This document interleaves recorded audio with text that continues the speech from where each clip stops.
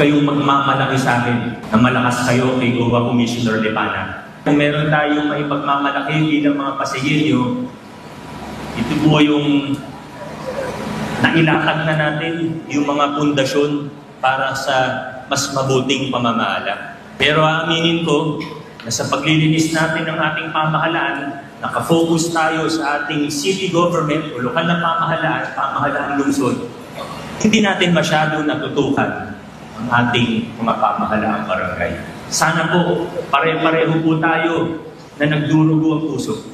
Sana po, pare-pareho tayo na naghahangad na inaasam-asam natin ang isang mas maayos na Pilipinas. Kung tayo tumingin sa masyadong malayo, ayusin muna natin ang nasa bakuran natin.